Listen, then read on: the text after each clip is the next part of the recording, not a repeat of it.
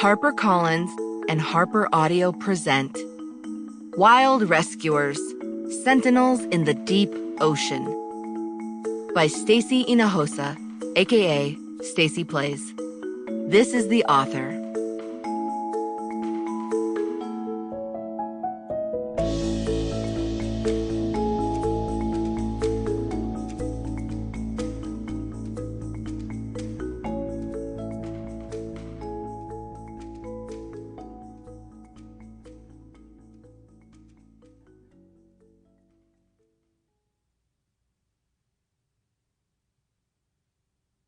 Chapter 1. Stacy paced back and forth across the cave. A few hours had passed since Everest, the alpha wolf in her pack, brought the sickly lynx cub to Stacy's attention. The cub, Pipsqueak, an orphan they'd rescued from the high mountains that lay north of the taiga, was in very poor condition.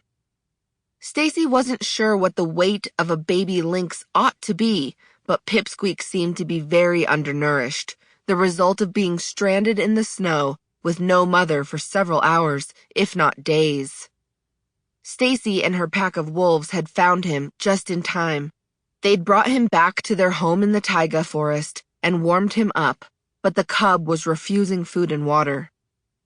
That's not a good sign, Stacy thought to herself.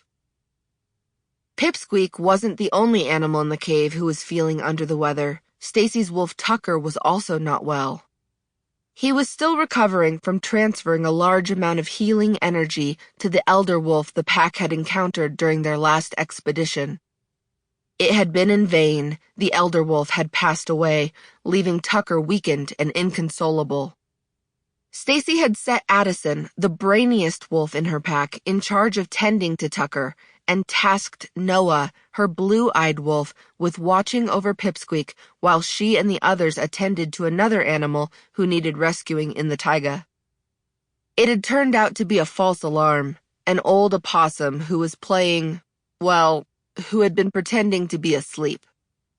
Stacy had rushed back to Pipsqueak's side and had been there ever since, pacing about and consulting the small library of books she had in the cave, trying to figure out what was wrong with him. If his condition doesn't improve by morning, I'm going to have to take him to the animal hospital in the village, Stacy said to her wolves who were milling about the cave.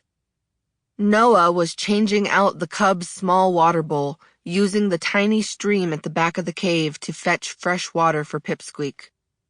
Addison was ladling out pumpkin stew to Everest and Basil, who were eagerly lapping it up, and Wink and Tucker were lying in front of the hearth. Paige and Molly, Stacy's rescue dogs, were also near the fire, which cracked and popped as the evening stretched on. Stacy walked over to where Pipsqueak and her cat Milquetoast were nestled and scratched Milquetoast under his chin.